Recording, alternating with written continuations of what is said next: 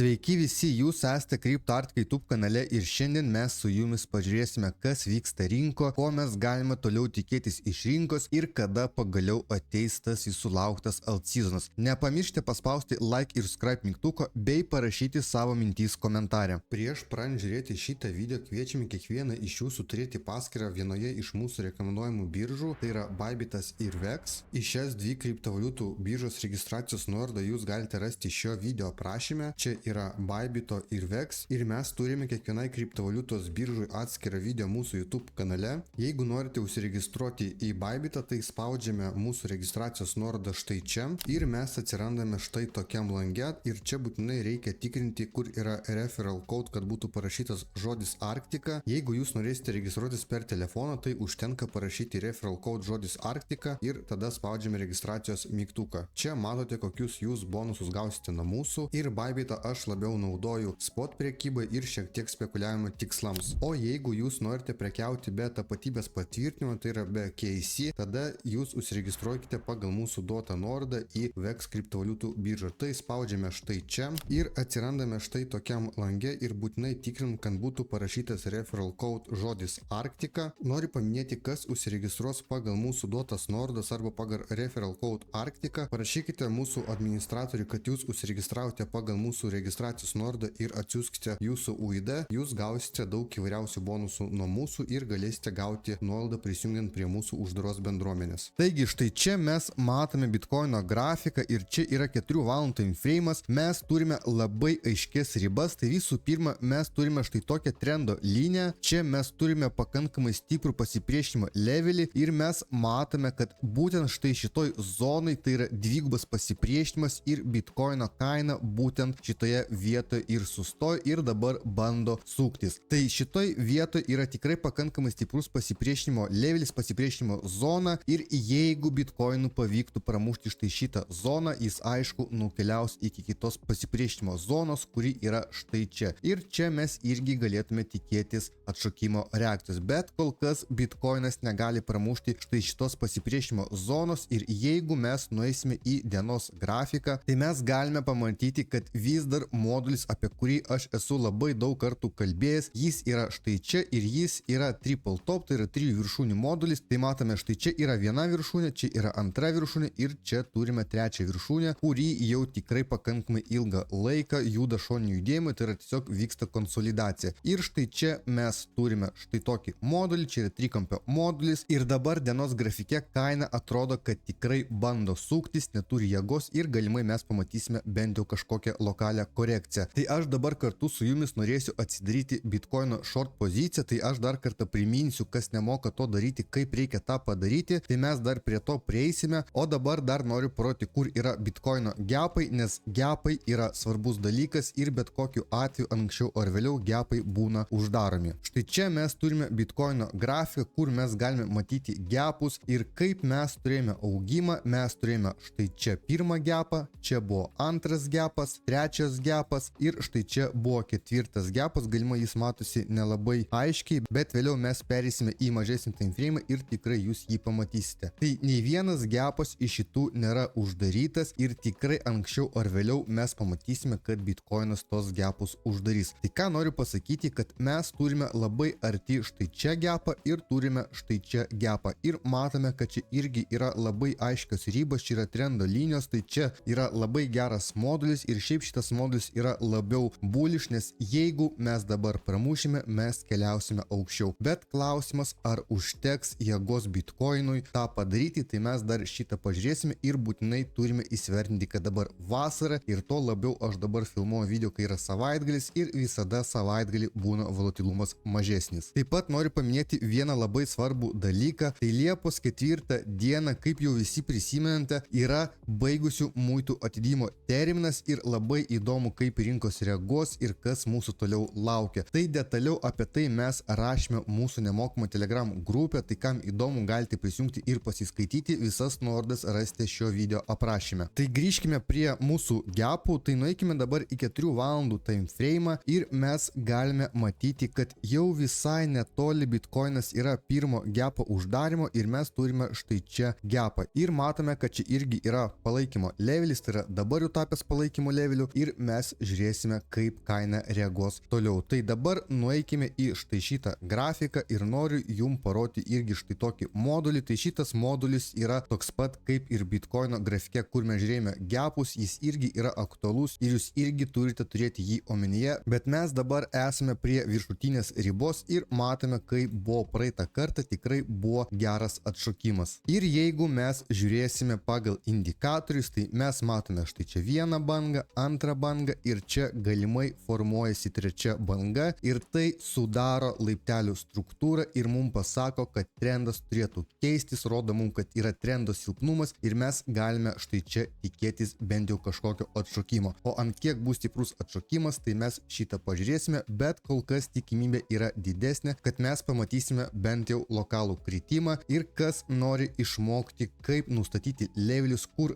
rasti stipres rinkos vietas, kaip naudotis indikatoriais, tai jūs tai galite padaryti mūsų Arktika Academy. Visas nuorodas jūs rasite šio video aprašyme. Ten mes pasakojame apie daug naudingų dalykų apie prekybą ir ne tik, apie pačią psichologiją ir panašiai. Tai galite susipažinti mūsų svetainę, visas nuorodas rasite šio video aprašyme. O mes važiuojam toliau, tai kol kas mes matome štai tokį vaizdą ir dabar nueikime į štai šitą Bitcoino grafiką ir noriu jum įjungti savaitės time frame. Čia galimai mes nelabai matysim, nes yra daug levelių, tai pereikime prie štai šito ir čia jau esu pažymėjęs ir esu sakęs tikriausiai ne vieną kartą, kad savaitinėme grafike mes matome kol kas labai gražų ir labai stiprų divergenciją ir jis buvo prieš tai ir matome, kaip puikiai suveikė. Galimai šitas kartas bus kitaip, bet grafikas kol kas mums sako būtent tokį scenarių, tai jūs bent jau turėkite omenyje ir būkite pasiruošę bet kokiam scenariui. Tai dabar norėčiau kartu su jumis atsidaryti short poziciją Bitcoino ir čia bus labai paprasta pozicija, tai iškart aš jums ją ir pavaizduosiu grafike. Tai mes turime maždaug štai tokį setupą. Aš nusistatau stop lossą šiek tiek aukščiau nei yra šita banga ir tai bus maždaug 109 100 ir mano take profitas kol kas bus maždaug prie 103 000 dolerių. Ir ką noriu pasakyti, kad štai čia jūs matė raudoną levelį ir čia yra kol kas lokalus palaikymas, jūs matė, kad jis susiformavo štai čia. Štai čia mes matome, kad buvo tikrai pakankamai daug žvakių, kurios palaiko šitą levelį, buvo false breakų ir čia yra tikrai stiprus levelis. Tai aš kol kas žiūrėsiu, kaip reaguos kaina į šitą levelį. Jeigu ką, užsidarysiu čia poziciją, galima bent jau dalį pozicijos ir tada lauksiu, kaip reaguos ir matysiu, jeigu bus pramušimas, tai mano take profitas bus paimtas maždaug štai šitoj zonoje. Aišku, čia dar žiūrėsiu pagal situaciją, galimai matysiu, kad čia yra silpnumai arba galimai net išeis kažkokios blogos naujienos, tai aišku, galima bus laikyti ir žemiau. Tai aš užeisiu pagal market price, o nusistatysiu stop lossą maždaug 109 100 ir kol kas aš take profito nedėsiu, vėliau pažiūrėsiu, kokia bus situacija ir tada užsimesiu take profitą. Tai dabar keliaukime prie kriptovaliutos biržos ir pažiūrėkime, kaip reikia tą padaryti. Štai čia mes esame VEX kriptovaliutos birža, tai čia aš ir atsidarysiu savo sandorį. Tai kas dar neturite čia paskyros, galite rasti mūsų nuorodą šio video aprašyme, užsiregistruokite, pasiimkite savo bonusus ir taip pat galite parašyti savo UID mūsų administratoriui ir dar gausite bonusų nuo mūsų. Taip pat mes neseniai pradėjome bendradarbiauti su nauja kriptovaliutų birža, bet jie neturėjo iš karto appso telefonui, tai mes paprašėme, jie padarė, jie testuoja ir greitai aš pristatysiu naują kriptovaliutų biržą, parodysiu, kaip reikia naudotis ir tikrai jinai irgi yra patogi. Bet dažniausiai kol kas aš prekiauju VEX kriptovaliutos biržą ir dabar aš kartu su jumis noriu atsidaryti Bitcoino short sandorį. Tai aš užeisiu pagal market kainą, tai čia pasispaudžiu market. Taip pat noriu pasikartoti, kas nežino, ką reiškia market order, limit order, tai trumpai pasakysiu. Market order, tai mes atsidarome poziciją pagal market price, tai yra pagal dabartinę kainą ir mes pasiėmė kainą iš tai šito order booko, tai yra mes tiesiog pasiėmė paskutinę kainą atitinkamai pagal poziciją. O limit orderį mes naudojame tada, kai mes tarkim galvojame, kad Bitcoinas nueis iki 108 000 ir tada ten bus atšokimo reakcija. Tai čia mes nusistatome, kokia kaina yra, tai būtų 108 000, nusistatome atitinkamus take profitus ir stop lossus ir laukiame, kol suveiks mūsų limit orderis. Tai grįžkime prie market orderio ir tarkim aš pasirinku 10x leverage ir noriu atsidaryti poziciją su 2000. Tai čia parašau 20 000 ir būtinai turiu nusistatyti nusistatyti stop lossą, nes stop lossas apsaugo mūsų kapitalą, mūsų depozitą nuo didelių nuostolių, nes jeigu kaina pradėtų eiti ne į mūsų pusę, tai galėtų būti tikrai labai didelis nuostolis ir mes nuo to turime apsisaugoti. Tai spaudžiu štai čia, tik profito aš kol kas, kaip ir minėjau, nestatysiu, pažiūrėsiu pagal situaciją ir nusistatau savo stop lossą, tai kaip ir sakiau, nusistatysiu maždaug 109 100, galimai nustatysiu šiek tiek daugiau, štai taip, kad nebūtų kažkoks spaikas ir šiaip dažniausiai aš nestatau kažkokius apvalius skaičius, o stengiuosi naudoti šiek tiek didesnę reikšmę arba mažesnę atinkamai pagal poziciją. Ir jūs matė, kad mano stop lossas yra nustatytas, tai sudaro apie 17% ir jeigu mano scenarius pasiteisins, tai aš gausiu maždaug apie $800. Dar noriu paminėti apie rizikos valdymą, tai čia gaunasi santykis risk reward maždaug 3:1, šiek tiek mažiau, bet čia pagal dabartinį setupą, bet aš tik profito nestatysiu, žiūrėsiu pagal situaciją ir noriu atsidaryti sandorį, tai spaudžiu open short ir štai čia matė, kad aš atsidariau savo poziciją ir dabar žiūrėsiu, kaip kaina judės toliau, bet tikrai yra labai gera zona bent jau pabandyti atsidaryti short poziciją, nes bitcoinas turi dvigubą pasipriešinimą ir lokaliai mes galim pamatyti atšokimą. Tai poziciją atsidariau, kas neturite dar VEX kriptovaliutos biržos paskyros, tai galite užsiregistruoti pagal mūsų duotą nuorodą ir, kaip minėjau, atsiimti savo bonusus. Gerai, dabar mes su bitcoinu jau įsiaiškiname ir dabar noriu trumpai pakalbėti apie Ethereumą ir vėliau mes perėsime prie bitcoin dominacijos ir prie altcoino ir pabandysime suprasti, kada mes galime jo tikėtis ir ar dabar yra geras metas pirkti. Tai nueikime dabar į Ethereum grafiką, čia yra 4 valandų time frame'as ir galimai aš jums jau esu sakęs, kad štai čia yra susiformavęs štai toks modulis, kuris vadinasi Inverse Head and Shoulders. Tai mes matome, kad Ethereum yra štai toks modulis, bet ką noriu pasakyti, kad štai čia jau yra pakankamai ilgą laiką šoninis judėjimas, konsolidacija ir jeigu mes nueisime į 1 valandos time frame'ą, tai mes štai čia galime išžiūrėti visiškai priešingą situaciją, tai mes matome štai čia tokį modulį ir jis vadinasi ne Inverse Head and Shoulders, o tiesiog Head and Shoulders ir tai reiškia, kad jeigu Ethereum pramuš štai šitą zoną, štai šitą mūsų kreivą trendo liniją, manau jūs nepyksite, kad aš nubrėžiau štai tokią kreivą trendo liniją, bet mums yra svarbi štai šita zona ir potenciali mūsų trendo linija. Tai yra, jeigu mes pramušime štai šitą zoną, mes galime tikėtis, kad lokaliai Ethereum dar nukris maždaug iki štai šitos reikšmės. Tai maždaug yra $2250. Tai kol kas čia yra lokali situacija ir dabar mes galime nueiti pažiūrėti į dienos time frame'ą ir mes matome, kad čia yra 4 valandų time frame'o modulis, tai čia yra man nubražytas tikslas ir jis yra prie sekančio levelio, tai apie tai aš kalbėjau ir dabar nenoriu kartotis. Tai štai čia mes galime nusibražyti trendo liniją ir mes galime galvoti, kad Ethereum pakeitė savo trendą. Kodėl taip yra? Mes štai čia gavome rejectą, nuėjome į apačią ir čia buvo labai stiprus levelis, galime tai mes pamatyti ir galime net įsijungti savaitės grafiką ir mūsų uždaroje bendruomenė mes čia turėjome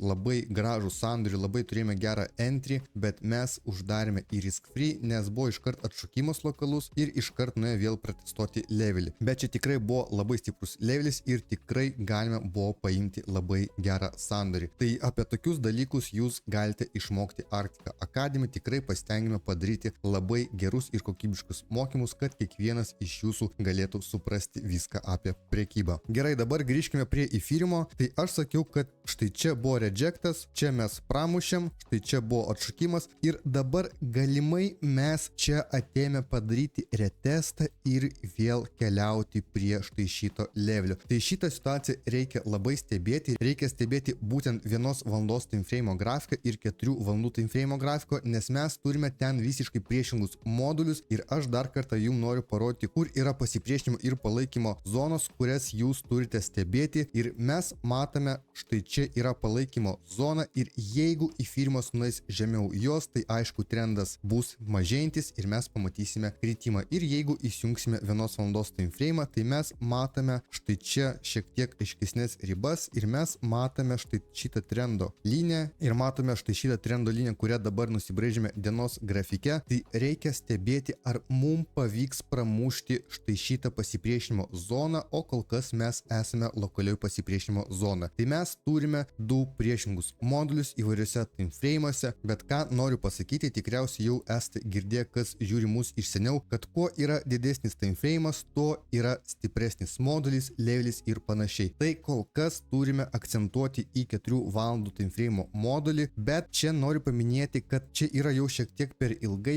ir turėtų greitai būti pramušimas į viršų, jeigu mes norime, kad suveiktų būtent štai šitas modulis. Tai kol kas stebime į firmą ir dar noriu trumpai parodyti savaitinį grafiką, kad mes turėjome štai tokią trendo liniją ir jinai jau yra susiformavus pakankamai seniai ir mes kol kas nuo jos gavome rejectą. Tai dabar mes pakalbėsime apie Bitcoin dominaciją ir pakalbėsime, kada galime tikėtis alt-seasono. Tai iškart nueikime į mažesnį timeframe, tai į 4 valandų timeframe ir štai čia jūs matote labai gražų divergence ir apie šitą divergence aš kalbėjau vakar. Ir tai reiškia, kad lokaliai mes turėjome divergence, trendo silpnumą ir matome, kad trendas pasikeitė ir aš rašiau į mūsų uždarą bendruomenę, kad štai čia yra labai gražus divergence'as ir jeigu jis pasiteisins, tai visi altcoinai lokaliai bent jau kažkiek pakils. Ir ką dar noriu pasakyti, kad jeigu dabar su tokia Bitcoin dominacija Bitcoinas eis į naują all-time high, tai visi altcoinai nelabai ir pajaus. Bus tas augimas, bet tikrai jis nebus kosminis ir nebus čia pora x-ų. Kažkiek gal 10-15% pakils, bet šiaip visai rinkai Bitcoino all-time high'us nelabai padarys didelę įtaką. Gerai, tai apie lokalią Bitcoin dominacijos situaciją kaip ir viskas aišku ir ką noriu pasakyti, kad jeigu suveiks štai šitas divergence'as, tai tiesiog Bitcoin dominacija grįž į prieš tai savo esantį diapazoną, kuriame ir judėjo. Ir taip pat, jeigu Bitcoin dominacija nuspręstų eiti toliau, galimai kažkiek nukrys, gaus reject, atšokimo reakcija ir eis į viršų, tai turime štai šitą levelį, iki kurio drąsiai jinai gali nueiti ir tikrai matome, kad liko pakankamai mažai. Bet dabar mes pakalbėkime, kadagi bus tas alt-seasonas. Tai mano nuomonė yra tokia, kad vasarą mes nepamatysime jokio alt-seasono, jau praėjo visas mėnesis vasaros ir matome, kad rinka yra pakankamai nuobodi. Ką aš noriu pasakyti, kad mes turime labai svarbią palaikymo zoną štai čia, tai mums reikėtų ją pramušti ir keliauti iki štai šito geltono levelio ir kai Bitcoin dominacija bus prieš štai šito geltono levelio, tai jau bus visi altcoinai gerai pakilę ir jeigu Bitcoin dominacijai pavyks štai šitą levelį pramušti, jinai keliaus dar žemiau ir mes pamatysime tikrai labai gerą alt-seasoną. Aš dar noriu pasakyti vieną dalyką, kad galimai bus toks scenarius kaip ir buvo prieš tai, kad mes krytame labai greitai ir visas alt-seasonas įvyko tikrai pakankamai greitai. Tai mes matome štai šitą grafiką ir kai Bitcoin dominacija pradėjo kristi, jinai tiesiog pakankamai greitai nukrito ir mes galime panašų scenarių matyti ir dabar. Tai apie Bitcoin dominaciją, manau, kaip ir visiems aišku, tai mes matome štai tokį modulį ir mes jį pramušime į viršų ir tai tikrai sako, kad jau yra labai mažai jėgos ir Bitcoino bullrunas turėtų baigtis ir mes turėtume jau po biškį eiti į alt-seasoną. Štai čia noriu parodyti jums tokį grafiką ir šiek tiek jį pakomentuoti. Tai dabar, kaip mes matome, yra Bitcoino bull marketas, o mums įdomu, kada bus alt-seasonas. Tai aš jums noriu pasakyti, ko aš tikiuosi ir kada aš tikiuosi pamatyti alt-seasoną. Tai štai čia buvo maždaug, man atrodo, praeitą vasarą ir mes matėme, kad irgi buvo Bitcoino bull marketas ir mes buvom tikrai dugne ir vėliau mes jau po vasaros keliavome šiek tiek į alt-seasoną ir vėliau visiškai sprogome. Tai dabar irgi gali būti labai panašus scenarius, tai yra aš tikiuosi, kad po vasaros mes galime vėl po biškį pamatyti altcoino augimą ir ateiti į alt-seasoną. Tai jeigu yra klausimas, kada geriausia pirkti, tai geriausia pirkti tada, kai yra didelė Bitcoin dominacija ir kai šitam grafike mes matome Bitcoin bull marketą, tai reiškia, kad visi altcoinai labai stipriai nukrytę ir mes galime naudoti DCA strategiją, kad nusipirkti ir susirinkti savo portfelį iš mums dominančių altcoinų. Tai šitas grafikas labai gerai atvaizduoja, kada mes galime tikėtis alt-seasono. Praeitais metais mes irgi matėme, kad buvo Bitcoino bull marketas, dabar mes jau esame pakankamai ilgą laiką žemiau nei yra štai šita linija, tai čia yra 25 ir čia mes turime jau po biškį iš jos išeiti. Aišku, dar mūsų gali laukti kažkokios supinės, gali būti kažkokios naujienos ir Liepos 4 dieną dėl muitų irgi gali būti įvairių naujienų, bet jau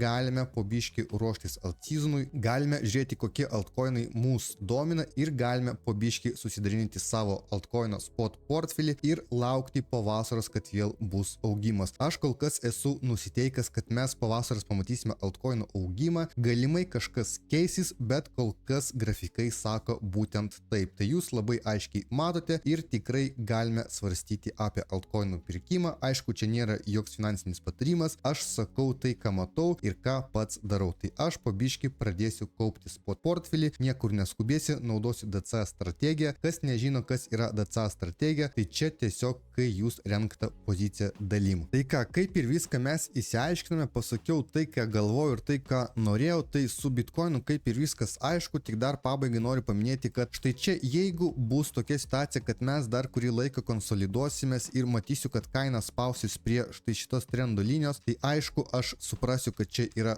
kainos spaudimas ir mes galim tiesiog gauti impulsą į viršų ir tada aš užsidarysiu savo Bitcoin poziciją. Bet kol kas viskas atrodo taip, kaip ir sakiau ir aš jums pasakiau, į kokias zonas ir į ką jums reikia atkreipti dėmesį. Aš tikiuosi, jums video buvo naudingas, būtinai nepamirškite paspausti like ir subscribe mygtuką, parašyti savo mintis komentarę ir visus kviečiu prisijungti prie mūsų nemokamos Telegram grupės, kurioje mes dalinamės įvairia naudinga informacija apie kriptovaliutų rinką. Iki greito.